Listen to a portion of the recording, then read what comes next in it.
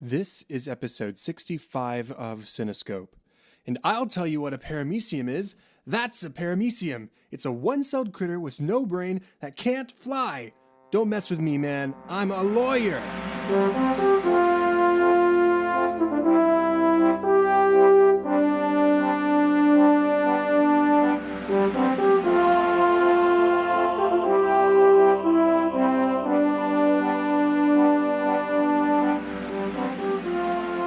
Welcome to Cinescope, where our goal is not to criticize or to assign ratings, but rather to celebrate the movies we love, exploring story, characters, music, and relevance to the world around us.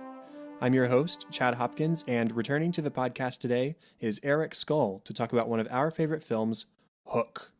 Eric, how are you doing tonight?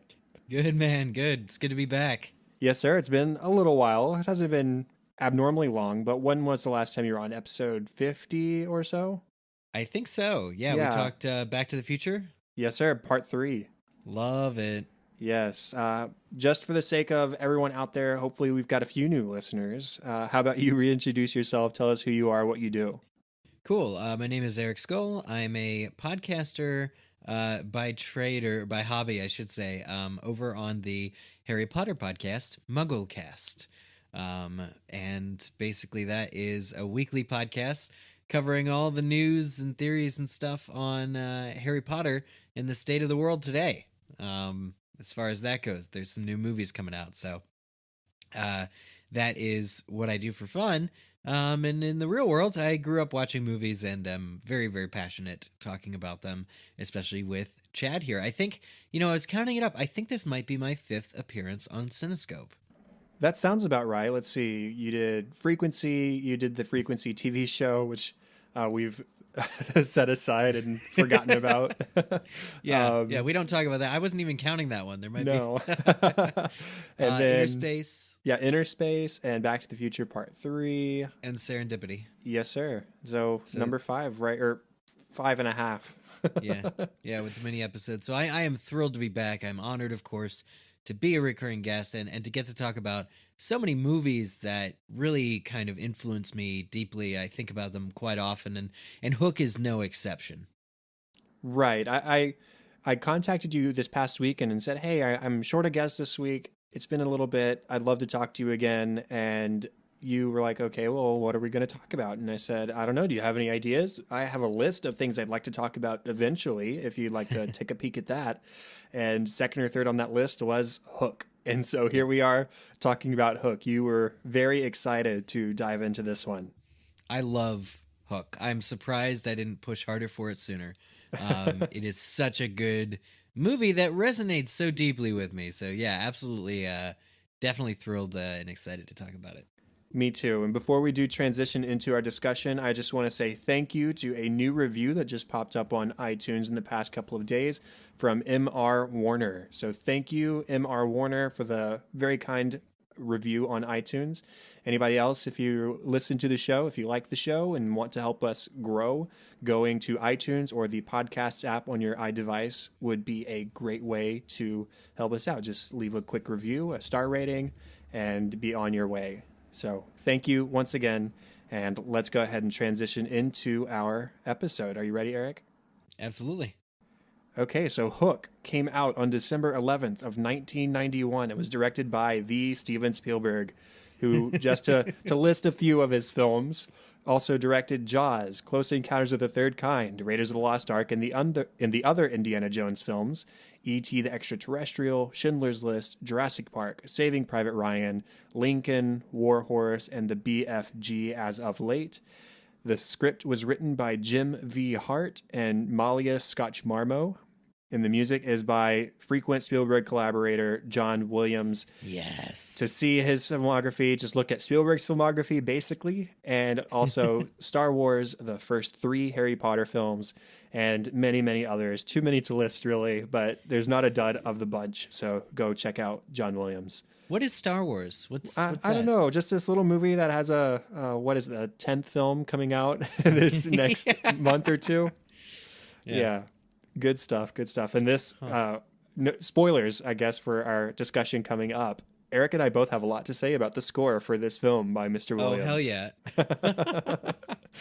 This movie stars Robin Williams, may he rest in peace, Dustin Hoffman, Charlie Korsmo, Amber Scott, Julia Roberts, Dante Basco, Bob Hoskins, also rest in peace, Maggie Smith, and Carolyn Goodall. Plus many cameos that there is actually a lot of cameos that I wasn't completely aware of. So I'll let you go look at the list of cameos yourself. Because there's some pleasant surprises. Glenn Close rings a bell. Yeah, Glenn Close and George Lucas and Carrie Fisher. Yeah, lots of little people showing up here and there. You're saying little people because they're distant? They're in the distance kissing? George something Lucas like that. Fisher? Yeah. Well, as we always start off, Eric, how about you enlighten us? What was your first experience with this movie? I have to believe that I did not catch this film when it was in theaters. It came out, as you say, the end of 91 into 92. I was 3 years old, so I was too young to have seen it in theaters. My parents didn't take me, anything like that. But I recall my neighbor friend had this film on VHS. And what strikes me initially, in my mind's eye and my memory is the case, right? With the real cool poster on it, Hook, with Robin on one side and Dustin on the other. And of course, that giant hook. And I just remember seeing this film poster on the VHS cover and thinking, wow, like what a cool looking, it seems like an adventure kind of movie. And when I did get around to seeing it, again, I was young. I couldn't say exactly how young. I grew to love it, and it really became a film that I would watch over and over and over. And at one point, eventually we owned it.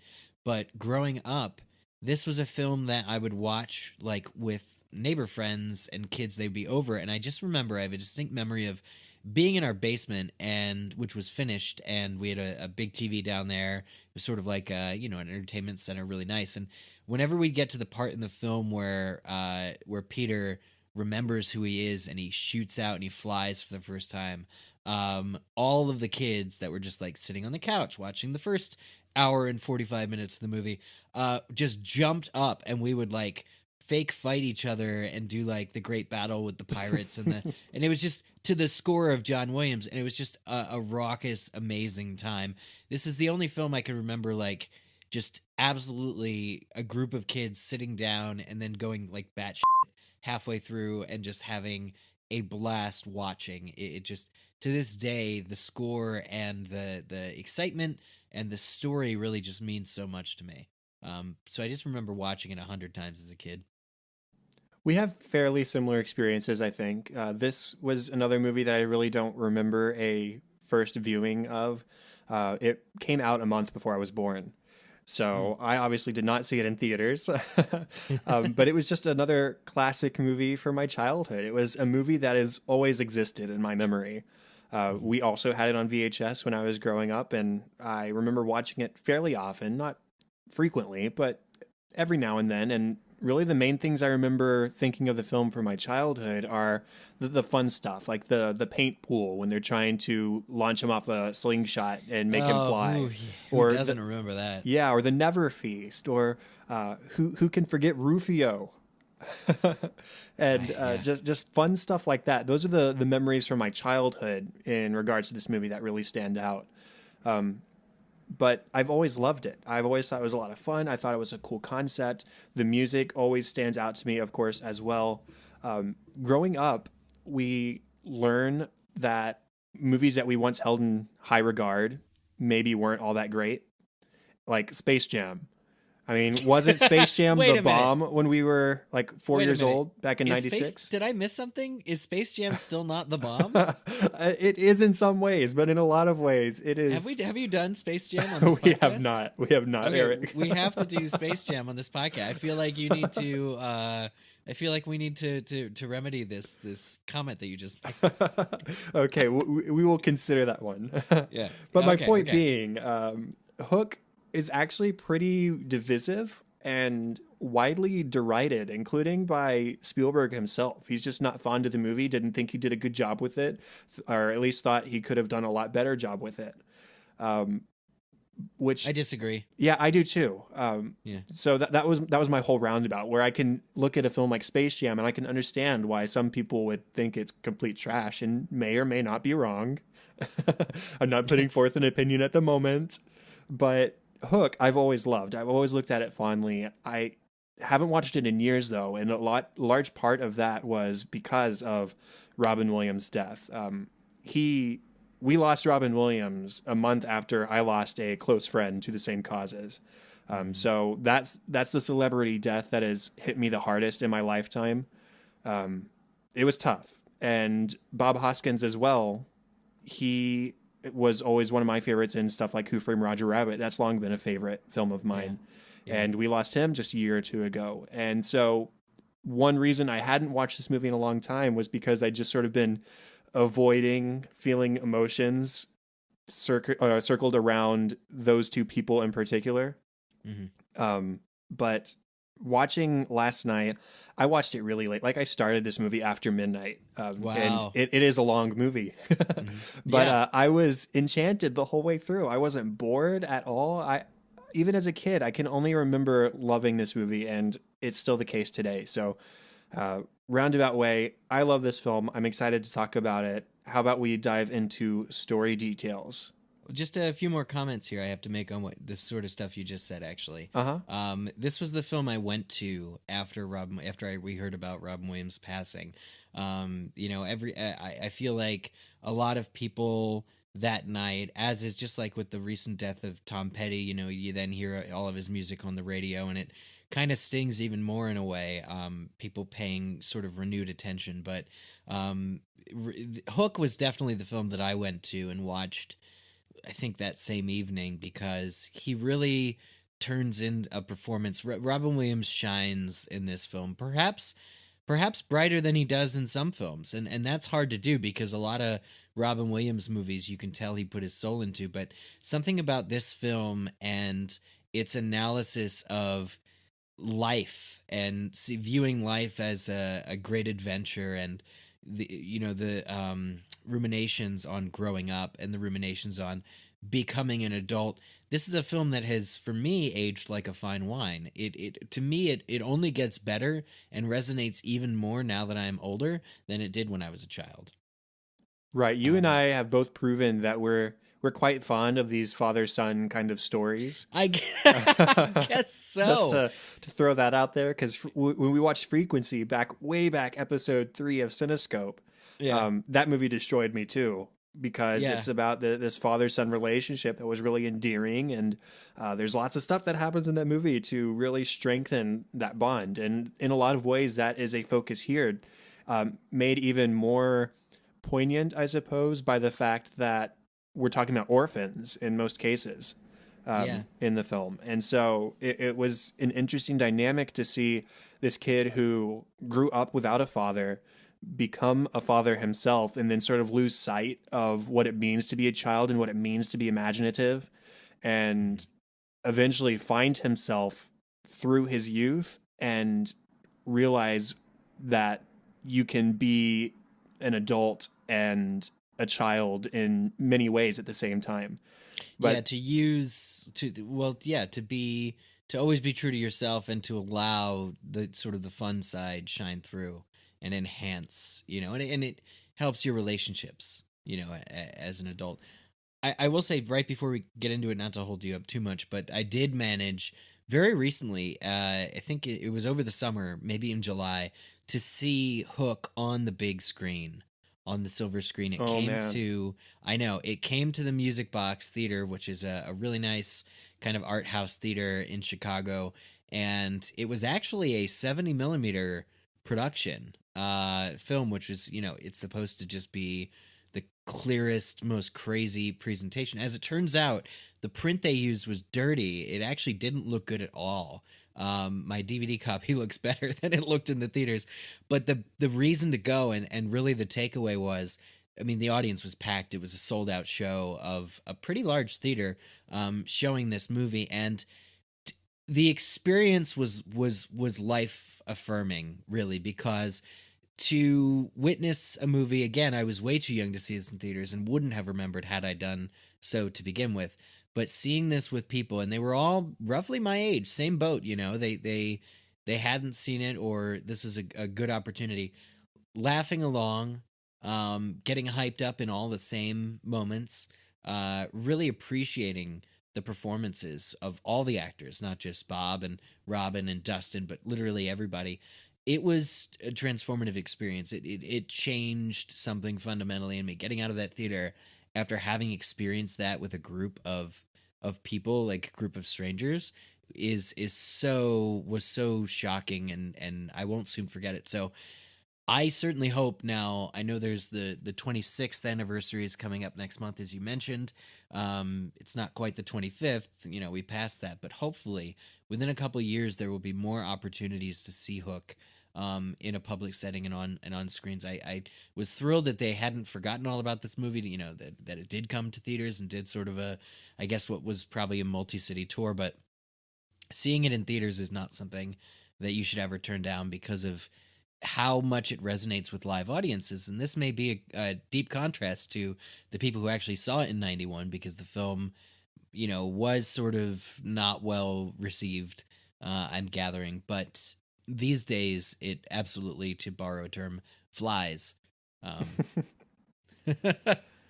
So I'm yeah. always a firm believer in seeing films the way they were intended to be seen, which is on a big screen. And Yeah. only part of that really has to do with the size of the screen and the sound system. A large part of it is to be seeing it with an audience. And these older films that have these limited re-releases, they are the best ones to go see in the theaters because people who buy tickets for those are fans. And so you're sitting in Yeah. an audience in a theater with a whole bunch of people who love the movie the same way you do. I've gotten the opportunity to see Back to the Future in theaters a few times. Yeah. And it's always just a great experience because everybody there loves Back to the Future. It's not an experience where some people are going to love it, some people are going to hate it. Everybody there is there because they enjoy the movie. So that being said, if you get a chance to see something like Hook, and if I get a chance to see Hook on the big screen, I will be first in line. Yeah, it was definitely as live an audience as I had when watching Thor Ragnarok last weekend. People were laughing just as much, and people were enjoying themselves just as much as if it were the latest Marvel movie. But no, this film was 1991. Come on. We're old, basically. Yeah. Oh well. Yeah. Well, but also that's a feat. It's a good movie, everybody. It That's is. all I'm trying to say. It is. And what is it about this movie that makes it so good, Eric? What in the story specifically, just story outline, set pieces, that kind of stuff? What stands out to you? Oh, I'm so glad you mentioned the set pieces. I think the sets have a heck of a lot to do with this film, both the set and the score, which are completely separate from the superb acting and great story and solid dialogue. But really, Neverland, most of this film, according to the Wikipedia page, was filmed on sound stages in California. But you can tell they built a Neverland, and it's a Neverland that I frankly would love to visit. Something about every inch of the screen is so colorful and playful and in ways you wouldn't expect childish and fitting for the world's inhabitants that you completely and instantly believe that you're somewhere else. And this may have something to do with the dulling down of the London scenes, everything that takes place in the real world in this movie is shot kind of dull and dreary, and it's raining and it's Christmas time, which is just normal, but it's like very wintry in contrast with, the bright colors and sunshine and summertime of Neverland. But really the sets pop, and the soundtrack perfectly manages, to my mind, to completely span the range of emotion that we as viewers are feeling, torn between Peter's struggle to be a professional, his struggle to interact with his children, and the sort of fantasy elements of the greater world that are trying to force themselves back into his life and his nature. I mean, I think this is a film, again, the more you watch it, the more you think about it, there's just more to love. But what stands out immediately to me are everywhere that the characters are put in and the music that it's set to. It's so creative. Places like the Pirate City, which is basically a mass of boats. tied together, and they're swinging back and forth. They're taking gangplanks from one ship to the next, and it's just this really cool scene. The first introduction we get to Neverland really is when everybody's preparing for the arrival of Hook and the attachment of the Hook as Smee is carrying her around on a pillow. It's just this weird, this amazingly kooky kind of scene, but you get a glimpse of everything that is around, and then you get to places like the Lost Boys lair, where it's this like series of tree houses connected to each other, and skateboard ramps and basketball courts and all these things you would expect kids to have, but with their own sort of twist on it to fit this magical environment. And it's all real. I mean, I can't tell you how many times I tried to create even something that was a small like modicum of anything similar to what the Lost Boys had in my own like house. You know, I would pull some pillows and blankets, and I don't know if I was using like old gift wrap insert paper towel tubes to like build up a structure of some sort, but man, did I try and recreate some of the fun that is just seen on film to no avail. It boggles the mind how fun and exciting the Lost Boys encampment in particular is, and how everything is like got like a fresh coat of paint on it that they've, graffitied, or it's just all got their personality, and the colors of the costumes that they're wearing. It just, everything is fashioned with the highest amount of playfulness in mind without it being somehow unrealistic or, not relatable, I think. And there's all these fun concepts as well, such as the Never Feast. I mean, that's the one that really stands out in my mind. When I think of Hook, in a lot of ways, I think of that scene because it's, in a lot of ways, the sort of turning point of the film where Peter really understands who he used to be. He doesn't remember everything yet. You're doing it, Peter. Right. You're playing with us, Peter. Right. And it's this cool concept of how you have to use your imagination for the experience to become real. It's just the way a kid would imagine it playing in our world as a toddler. They experience things as real when they pretend, and it's something that they can have fun with. Whether everybody else sees it or not, they're experiencing it. And it's the same way here, except it's personified. I don't know if that's the word I'm looking for, but what he imagines becomes real. And I always, as a kid, thought the food, and especially all the colorful ones, looked delicious.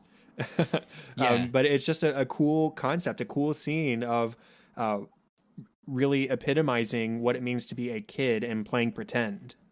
The budget on this film, and you were mentioning the pirates, carrying around the Hook. The fact that, hundreds of extras there had to be. I mean, there are so many pirates in every shot, and they are all doing something and going somewhere. And the fact that the camera can follow them around these huge, boats and sound stages and everything.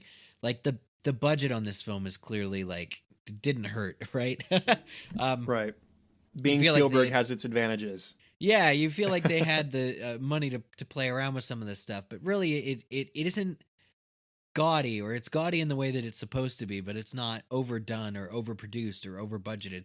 The way that, films these days might have tend to have a lot more, computer effects and all this stuff. The fact that this film is before that time, I think works to its benefit, and the few things that they do have to do effects wise, Peter's flying. I'm thinking of also the flowers that are alive and are kind of like have little personalities and weird stuff. Like however they did that, it's really inspiring. And I still don't really see any wires when Peter flies, so I don't know how they did that. I'm pretty sure Robin Williams could just fly. I wouldn't be surprised at all if Robin Williams could just fly on the power of his personality. Yeah. I love the look of the film. I love the feel of the film. I love the concepts. And I love the setup. I mean, we know it's a Peter Pan movie just from the marketing, from the poster, from all that kind of stuff. Yeah. We know what it's supposed to be. But when we first start the film, Peter is so far distant from the Peter Pan we know from like the Disney cartoon, for example. He's the least childlike, the least imaginative, and really the least likable man ever. He is incredibly unlikable at the start of the film. He's forgotten he's Peter, and he has grown up. the whole concept of Peter Pan was that he didn't want to grow up, and we get this intro to the film with a song written by John Williams and Leslie Berkus, I think, wrote the lyrics, called "I Don't Want to Grow Up" or something to that effect. Yeah. And it's telling the story of Peter Pan, and at the same time, here's Peter out in the audience of his daughter's play on the phone, very grown up and very grumpy and very much, again, distant from this character on stage. So I just love the setup. I love the concept of the film where Peter Pan has to relearn how to be Peter Pan in order to save his kids. So it's a later point in life. It's really interesting to me. Yeah, and all of the elements, such as, you know, Captain Hook and Tinkerbell and the mermaids and the Lost Boys and not aging and all these things that are quintessential Peter Pan things that everybody knows and remembers, take a back seat at first to establishing who Peter is now, that he has grown up. I think proper weight is paid, proper attention is given to who he has become, this sort of bad father, and his relationship with his children as well. You know, the first probably 45 minutes to an hour of the film is spent on him failing as a father, trying to relate to his children, discussing with his wife, you know, sort of what his career priorities are. And, you know, he's not in a good place. And I think the film really shows a sort of, without it being too bleak, kind of an unhappy portrait of a man, of a grown man. And the maturity with which it is played shows. I was reading recently that Spielberg, you know, himself had a personal connection with Peter Banning in not relating to his children, and sometimes because whenever he'd be on these long movie shoots, he would only get to see his kids like basically on the weekends, and he just felt like he wasn't being their father. Like that shines through. Like this is perfect for the kind of film that Hook ended up being, which is, you know, it analyzes all of these sort of concepts and really tries to say something about them, I think. And so you could have just done a movie that was all Neverland and fun and games and evil, mean Captain Hook, but so much nuance is present, not just in Peter's character, but even in Hook's, about, you know, because Hook is the one who's grown up and there's no going back for him. You know, he is absolutely and has always been the elder to Peter. And, you know, it's just so interesting in seeing all of these characters deal with their situations in their own unique ways. Well, let's talk about Peter a little bit more in depth. You know, I think it's worth noting that he's not an awful dad because he doesn't care about his kids or love his kids, but it's because he cares about other things first. And really, his problem is that he's a man of extremes in a lot of ways. At the beginning, he goes too extreme into overworking and ignoring his kids and setting up meetings during important baseball games. So that scene, I'm so sad for Jack every time I watch the film, because he looks over and what does he see sitting next to his mom? A crony sent by his dad with a video camera because he didn't expect to be there. That's so sad. And it's just so impersonal, this relationship he has with his kids. And it's, again, not because he doesn't care, not because he doesn't love them, but because he really is putting other things first. But when he becomes Peter Pan later in the film, and he remembers his past, he remembers his childhood and time spent in Neverland, there's a scene or two where he fully absorbs into that character, and he forgets that he has kids and forgets he has a wife and a job and that Neverland isn't his permanent home. But he does find that balance eventually, and that's sort of what his journey is in this film. Really, is finding balance between adulthood and childhood, between work and family, between being Peter Pan and Peter Banning. It's nice to see how rejuvenated he is at the end of the film and how he's really sort of a new man. Yeah, definitely. And so this film with Peter and how it treats him and his character arc is really meaningful, and I think it should reach a lot of people. And thinking about Jack in particular, the Jack actor, in trying to relate to his dad, you really sympathize with Maggie as well. Both the children in this film are really well cast, and they're given a lot to do. There's this whole point in the movie where Hook tries to be their dad, which is just so interesting. Like, you wouldn't expect it almost from a Peter Pan story, to have Peter Pan being in ways usurped or supplant, like, Peter having to deal with Hook trying to take his place as the father to his kids is, in a way, brilliant. You just wouldn't think that would happen, but it does. It's part of this film. It is an integral part to Peter's identity, and these aspects like Neverland making you forget, which may or may not be in the original J.M. Barrie works, kind of fit with the world and the universe, and this film is like really dabbles in everything and really trying to do everything. I think it ends up saying something quite amazing. Seeing Hook trying to win over his son and really succeeding to win over his son. There's that scene where Hook and the other pirates have set up the baseball game. Yeah, so one of my that favorite scenes. Right, so that Jack can have the baseball game with a dad figure present that he wasn't given or in real life just a couple days prior. And little does he know that his dad actually does show up for this one. But it's sad seeing Peter react to Jack succeeding and cheering him on, but then he sees that Hook is calling him my son and is cheering him on, my Jack. And he says, my Jack. And he's defensive about it. And it's right after that he really resolves to fly. And that's what leads to him finding his shadow and finding the old hideout where they used to live with Wendy.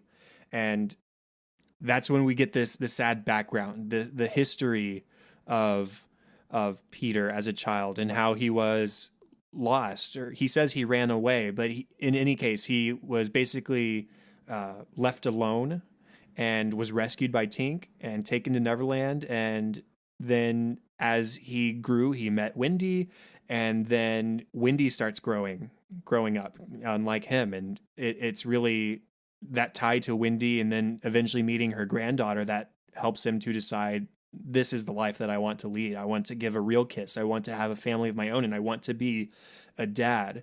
And I think that's such a cool concept to come out of a Peter Pan story, where Peter Pan's happy thought is becoming a dad.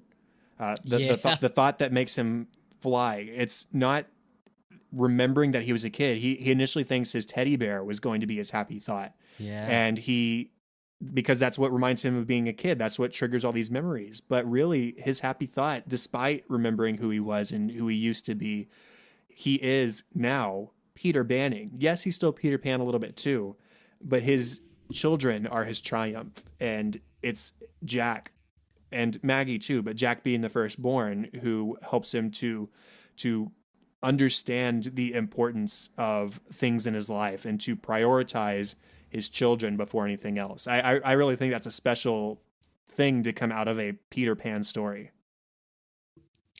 I completely agree. I'm blown away with that analysis, but I definitely agree with you right there. Now, what about Hook? What do you have to say about Dustin Hoffman here? Because what isn't there to say about Hook? He's so great.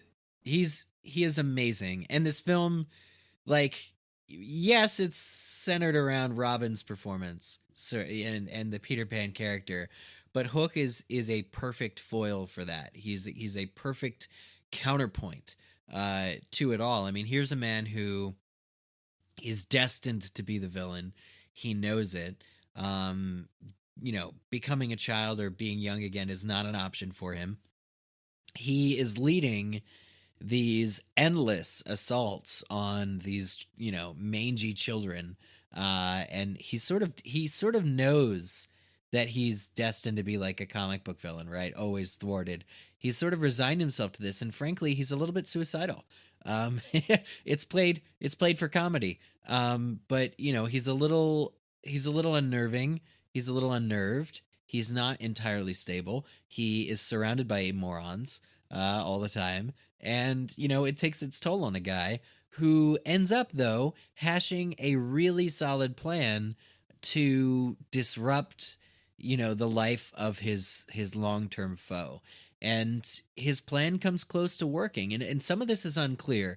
Like, it isn't exactly clear what magic or what force allows Hook to venture into the real world and take his kids, whether Smee had anything to do with it, or exactly, what machinations allowed Hook to do this before Hook himself was necessarily like resurrected or brought out of slumber, because that happens like before the Hook Where's the Hook scene. Like, some of that is still a mystery, and I think that actually makes it work better for me. But like, this sinister force that was Hook, who is not entirely stable, not on edge, is played as a man who really just is also struggling with some of the same things Peter is. He's struggling with giving his children, the pirates, what they really want, their war. And he's kind of a different type of dad, or he's struggling with being a guardian, or being the man that he wants to be as an adult, a conqueror, a feared, the great and all-powerful Hook. He's struggling with his identity just as Peter is struggling with his. So it's really a cool character kind of study and putting those two off against each other, and they both fight really well with swords. So that's also exciting. He's sort of, at the beginning of the film, the boogeyman, where the kids don't know he's real. We don't even really know he's real at the moment. And he's just this creepy character, and all of a sudden he shows up and he takes his children. Oh no, what are we going to do? And they get to Neverland, and Peter is walking around and everybody is singing the song, and they finally meet with him, and he comes out and he's like a celebrity diplomat in a lot of ways. Yeah. He's like, who is this man with whom I've arranged this meeting? This isn't the Peter I know. And he isn't quick to violence at the start. It's just like, this isn't what I signed up for. And then he eventually gives him a chance. He says, okay, you have 3 days to prove that you are Peter Pan, and that and you have that time to prepare, and then we will have our war, and it'll finally be you versus me. But in those moments when he doesn't believe that this man who has appeared in Neverland is Peter, he does lose that will to live, and is a little bit suicidal. He sort of doesn't see himself as Hook if Peter isn't Peter Pan. He has to have an enemy to fight. He has to have some sort of adventure, and his adventure has always been fighting Peter Pan and the Lost Boys and whoever else sides with Peter. And so I think that's an interesting, it's almost the Joker Batman scenario where they both need each other, or I don't know. It's almost Harry Potter-esque too. Neither can live while the other survives, or I don't know. I'm getting a lot of things mixed up, but they are very much tied in this bit of fate where one is destined to conquer over the other. And he exercises that psychological warfare to make Jack like him and join his side over his father's. And it's this really interesting diplomatic version of Hook before we even get to the final fight, where he does stay true to being a pirate and exercise bad form and cut Peter's arm and die a coward's death. Good form, bad form, these contracts. The letter he leaves for Peter on the door, with his scabbard, with his sword or dagger just in the door. I mean, there is something so formal and almost, I'd have to do some research on it, but like, is this the pirate code that we're seeing, this good form, bad form? Is it British? Like, what's going on with this whole contract thing? This the niceties must be observed type Hook. This villain who is again very formal and in ways professional. And then you have a real professional, right? An actual lawyer whose weapon is not a sword but his checkbook, right? He's like, Hook says to him, Peter, draw your weapon, and he opens his checkbook and his fountain pen. And it's just it's so many great also comments on fantasy meets non-fantasy. In addition to just growing up and being an adult, the fact that there's swords, and then it's literally the pen is mightier than the sword moment. It's a funny joke, I guess, and really just fun. Every ounce of this movie is is fun and playful and exciting and also at times sad and deep and thoughtful. And that leads us into Jack, who is being manipulated by Hook. For so much of the film, he just wants his dad's, he wants Peter's love and attention. And he also wants to still be a kid while he still can. He's on the plane and he's being a kid. He's throwing a ball around. He's drawing pictures of his dad falling without a parachute. I mean, he's being a kid. And Peter tells him to grow up. When are you going to stop acting like a child? And Jack says, well, I am a child. And he's being forced to grow up early because of really the harsh truths of his dad's broken promises. His dad says a couple times, my word is my bond. And the first time he says it, it's about showing up to the baseball game. Lo and behold, he doesn't come to the baseball game. So on the plane, when Peter says, my word is my bond, and I'm going to show up at 6 games next season, what faith does he have that his dad is going to live up to his bond or his word? And None. it's none at all. It's just a harsh truth that he has to face at this moment in time, that his dad isn't there for him the way he wishes he was. And Hook highlights those for Jack, highlights his disappointments in his father to turn him against him. And that baseball game is a genius move on Hook and Smee's part to fully acclimate him to Hook. This was sort of the nail in the coffin, as it were, for Jack and his father's relationship. And it's tough because especially when we see him dressed as Hook in the full pirate garb when Peter shows up for the final fight and he says, I am home. I don't want to go with you. I don't want to go anywhere. This is where I belong. Yeah. I mean, I think the film says kids are simple, like just be there for them. Allow their imaginations to take you in places that may not be, what you're expecting, and really just listen to them and cherish their childhood. Cherish the fact that they have these imaginations and these creative whims and this energy that may, in the end, tire you out. I really think one of the best characters in this film is Moira, is Peter's wife. And she has this line, to him where she says, these are the precious few years of our lives when they want us around. And she says this to Peter, who's just, keeps taking these phone calls from Brad about these snowy owls or whatever it is his foundation is worried about. And, she says this to him, and it's such a true line. And between Moira's, criticism of him and Wendy's, sort of looking the way she treats him, that her disappointment is palpable in him. It really is the heart and the thesis of this movie, I think, that comes through through these women characters, that you need to just be there. And that's all it takes for Hook. That's all Hook needs to do to win Jack over, is just be there and let him be a kid too when he takes him to smash the clocks. Like, yeah, you're causing some real property damage. I mean, one could argue they're already broken, but just, take your bat, let out some anger, and de-stress. And this is what being a kid is. It's not always doing the right or nicest or safest thing. Having a little bit of danger, a little bit of, athleticism, a little bit of action is actually what a child needs to grow and to thrive. And we get sort of the epitome of what it means to be hopeful and young and imaginative in Maggie. She's immune to Hook's manipulation because she's really still at the age where she thinks the world of her parents and they can do no wrong. He tries so hard on her, which is actually, I love how hard Hook tries to get at Maggie, and by telling her that her parents were happier when they weren't born yet. What an awful thing to say. Your parents tell you stories at night to shut you up. I mean, come on. It's insane, right? Right. But there's a certain truth to it. There's honestly, like, when you become a parent, there is a part of you that is gone.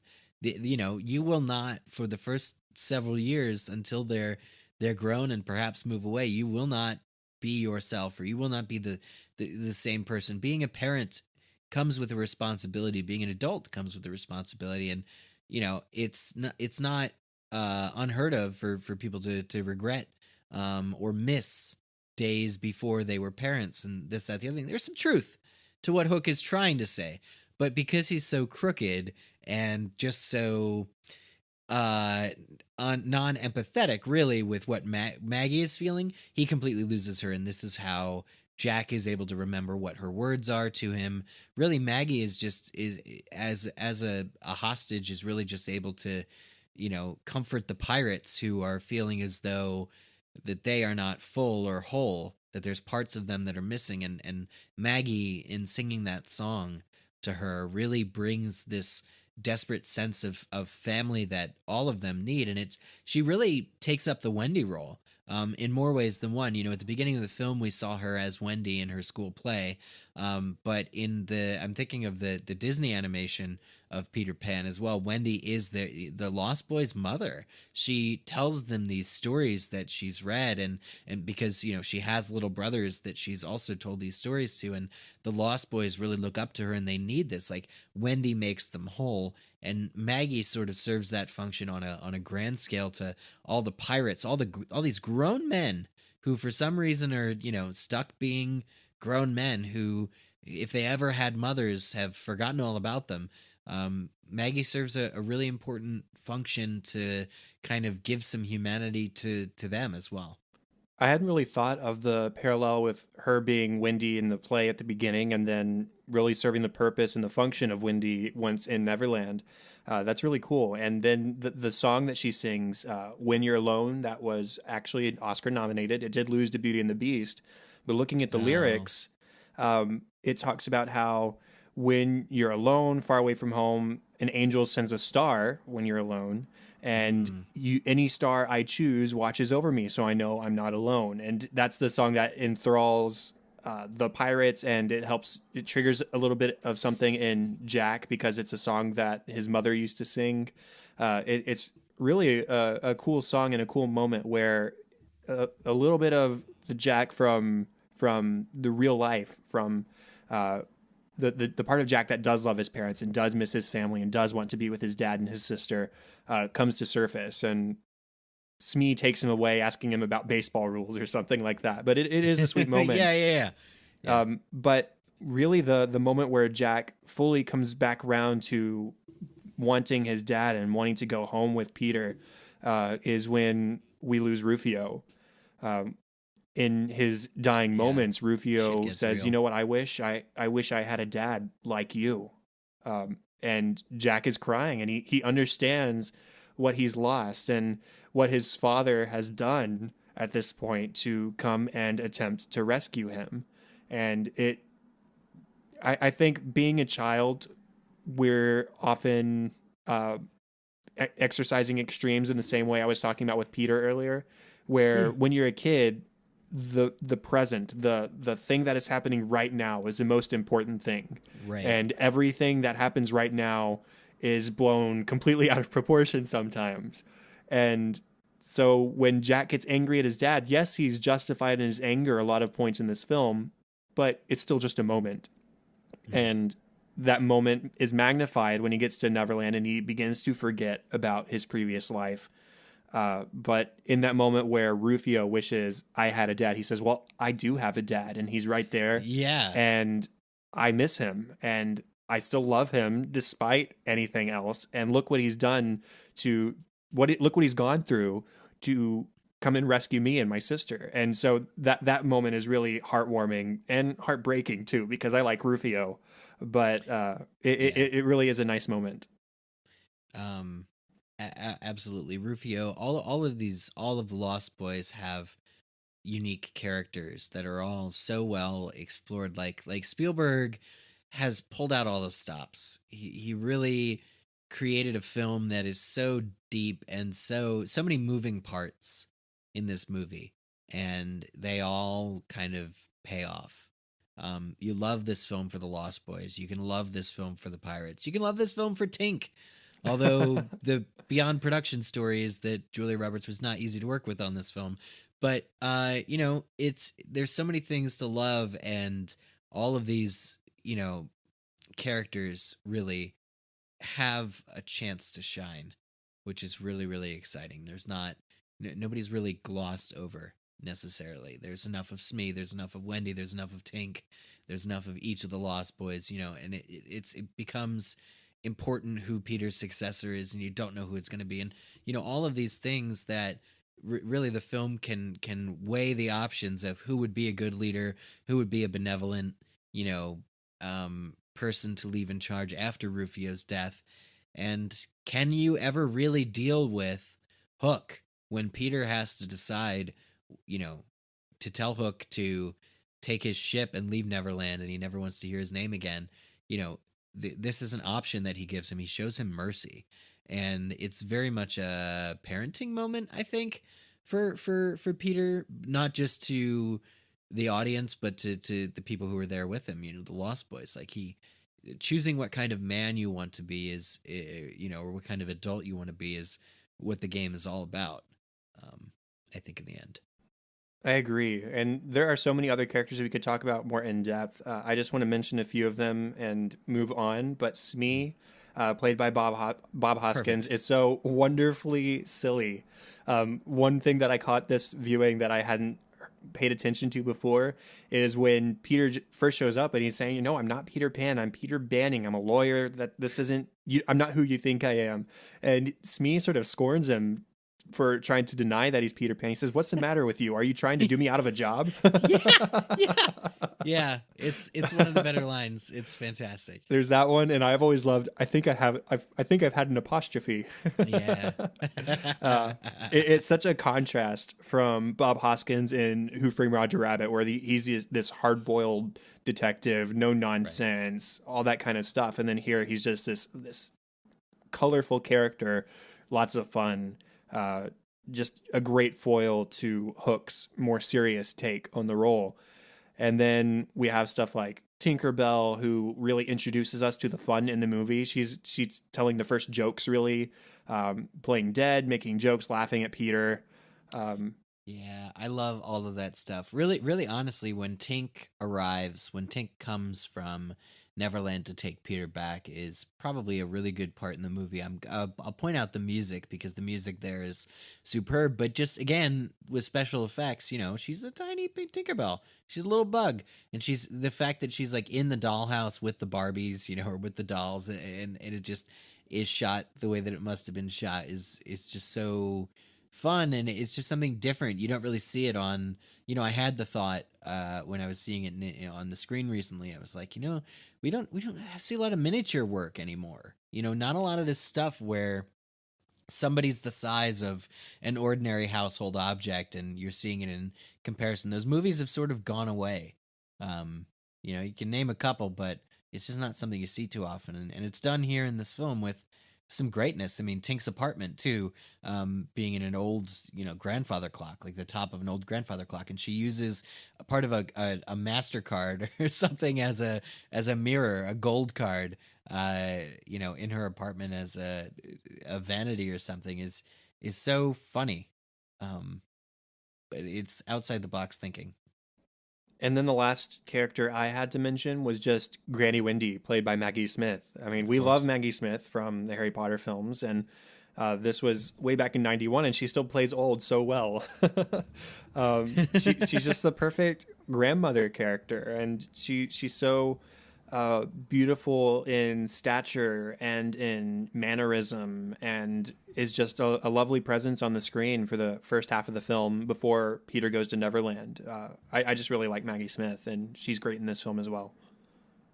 Yeah, I mean, gosh, I'm trying to think of all these other characters I want to mention, but Toodles, for instance, Right. The character actor Toodles, played by Arthur Mallet, like, he's such a memorable part of this film, and I mean, he gets a hell of a send off at the end of it. There's no small parts really, and whether you're Thudbutt or Rufio or Pockets, the Lost Boys, each and every one of them is special and so fun to watch. I'm not sure actually if you've seen this, but they actually managed to do a reunion of the Lost Boys last year for the film's 25th anniversary. Mm-hmm. I don't know if I saw anything. I think I remember seeing pictures or something like that. Yeah, there's a special video I think from Entertainment, E Online, I believe, did it.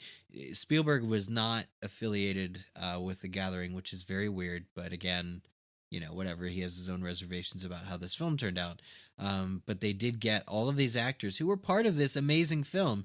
I mean, really, that's what makes me saddest about the fact that this film wasn't a huge success in every single way, is that there was never, a sequel, or these kids probably don't have a lot of opportunities to see each other. But they were all part of this amazing project, probably filmed for months, in the early 90s when they were all children. And this documentary that I'm just pointing out here kind of just shows a reunion that they had. And I think they even maybe wear the old costumes or something like that. They wear something that's similar to their old costumes, and they just have a heck of a gathering. And it was something that was videotaped and was really special to celebrate this film, because I think there's nothing in this film that shouldn't be celebrated. It's so good. It's so entertaining. It's so funny, and it's so meaningful. Let's go ahead and dive into the music, because that is meaningful to us as well. It's long been one of my favorite John Williams scores, and might even be my favorite John Williams theme. Specifically, Definitely. largely what we hear if you look at the soundtrack, the very first track called Prologue.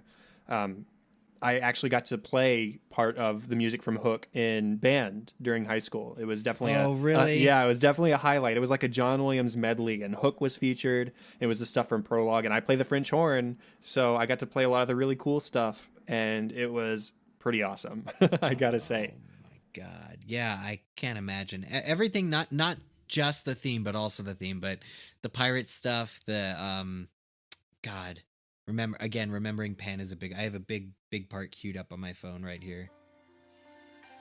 Right? The very soft, very wondrous, and then the playfulness that we know John Williams. All the strings. Uh-huh. Wait for it. About to get big. This is from Remembering Childhood.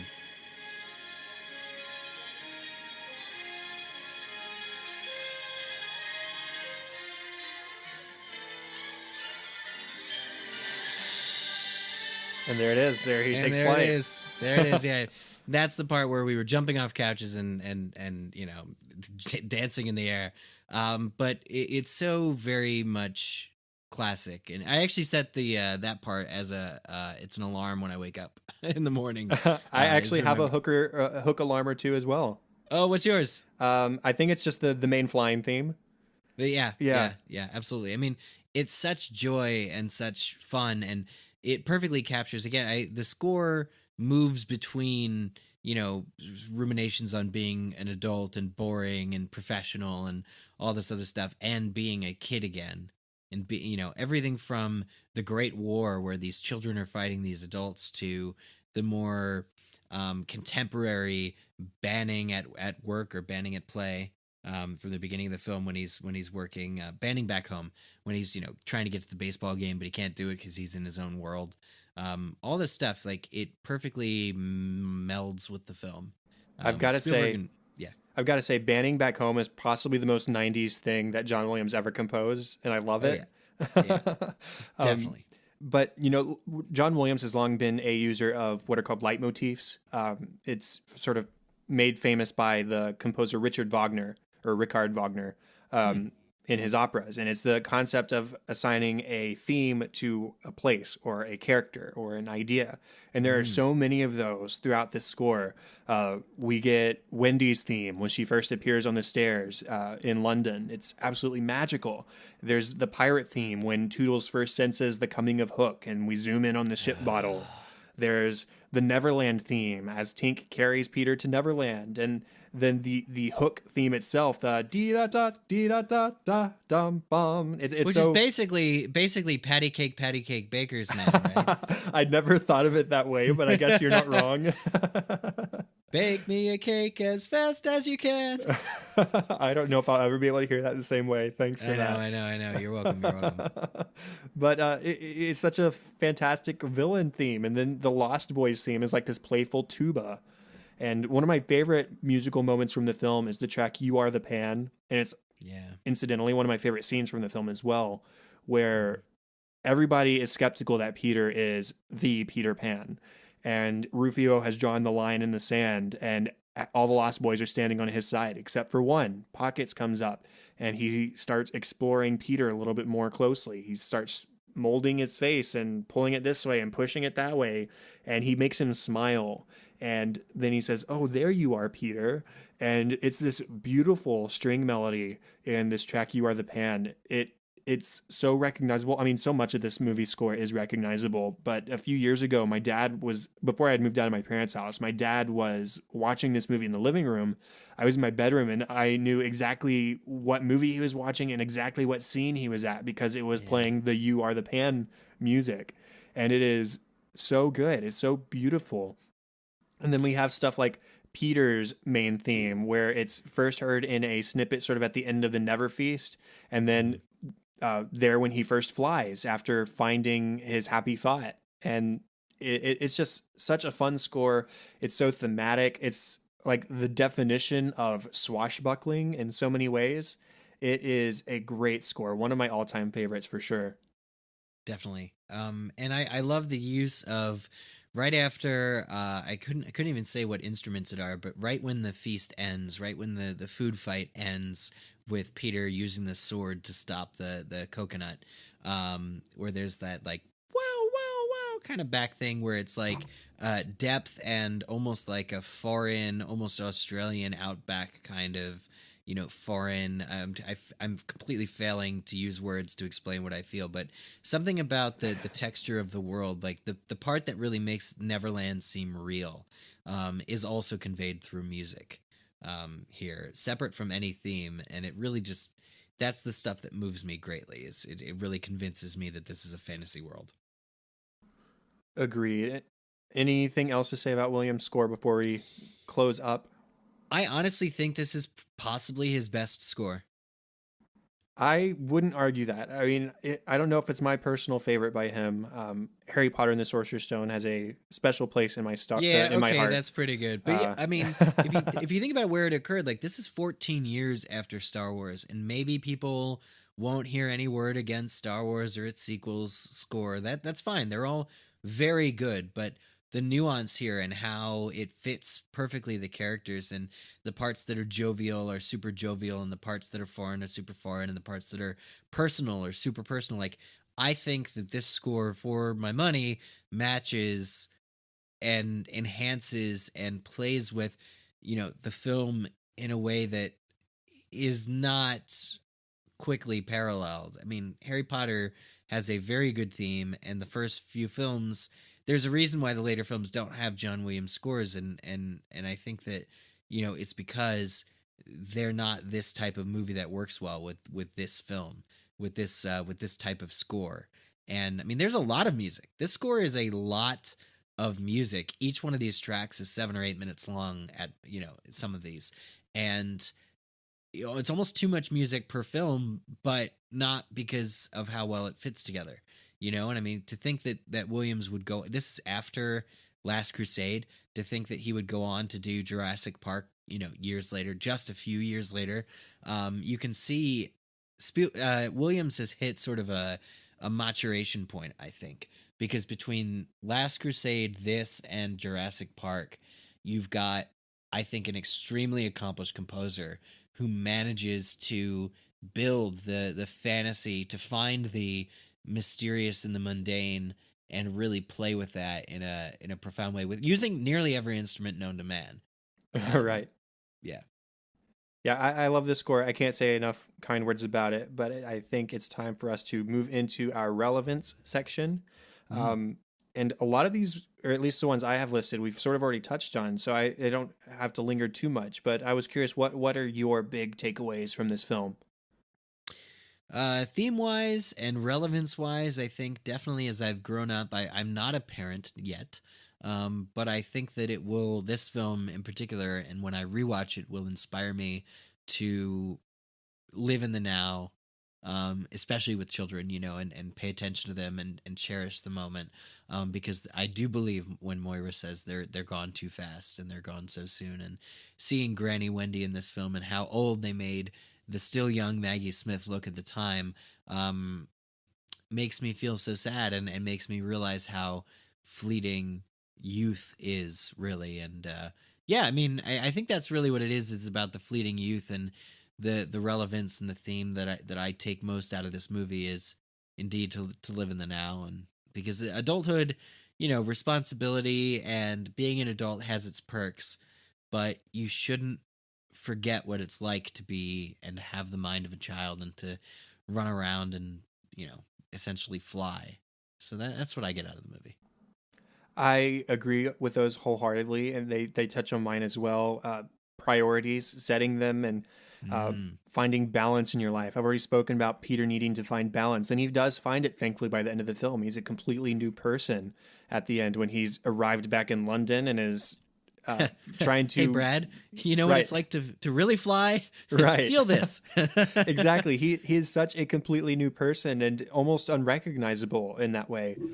He's finally found the balance of maintaining that wonderment of childhood and imagination and cherishing his children while they're still at the age where they appreciate being cherished, I suppose, before they hit those awful years of puberty and angst and stuff like that. But he finds balance.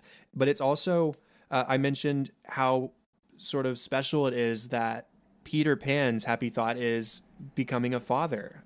So growing up is a big part of this film too. Again, it's about balance. It's about balancing that aspect of your childhood, about remembering what it's like to be a child and to be imaginative, while also remembering that sometimes it is time to be an adult, and there's joy in being an adult as well. That you don't want to be a kid forever, but you don't want to lose what is special about being a kid.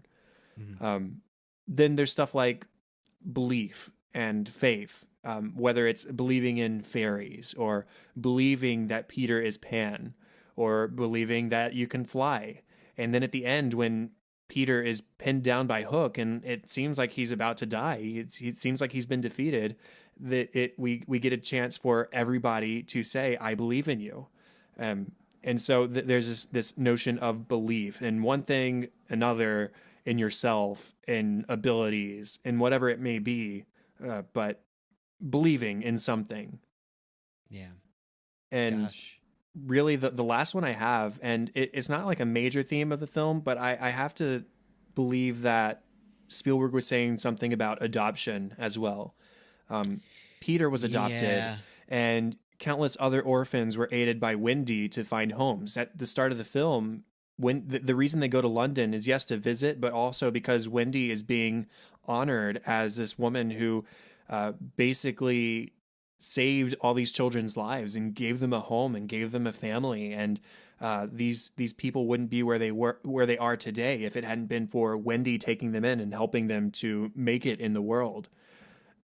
So Peter was adopted and he sees the value in that. And then we have the Lost Boys like Thudbutt and Rufio who think of their parents. Thudbutt says that his happy thought is his mother.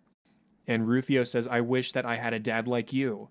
So even in their absence of having parents, they wish that they had them. And they see the value in having them, even being orphans. And so seeing the value in both Peter and Moira as parents, and seeing that it's a lesson that Peter has to learn for himself, you can be a good father despite not having one of his own as a child. But for me, it's just adoption is important. Having parents is important in some way, whether it's an actual father, mother, or a surrogate father, mother, somebody who you can look up to as that father, mother figure. Again, not a super prominent lesson from this movie, but I have to believe that that is something to be taken away. I definitely agree with that, actually. And you're right. Like people can get stuck in, well, I didn't have a good childhood or I didn't have a good parental figure. How can I be a good parental figure? I think this film may have some answers for that. Again, putting in the time, caring about, listening to what each of the Lost Boys is their own separate person in this film, and what are their wants, what are their needs, and I think to some extent, Tink really cares about them as well, which is really nice. She's sort of an adoptive caregiver of sorts as well. But seeing that everybody needs one, right? And it may make you vulnerable, like the pirates are when Maggie sings, to admit that you need something like that. But ultimately, you're a wholer person when you have it, when you give it, when you be that person for others. I agree. Any other closing thoughts before we say goodbye? Bangarang. Bangarang, indeed. And I want to close with just this one last thought. To live would be an awfully big adventure. And with that, that is the end of the official 65th episode of Cinescope. Thank you, Eric, for bringing this special film from our childhood to the table to talk about this week. Hey, man, always and forever. You know that. I'd love to come back again. It's just always so much fun. Yes, sir. It won't be too long. I'm sure of it. Yeah, I think we'll knock off a few more movies on that list and maybe some others, including Space Jam.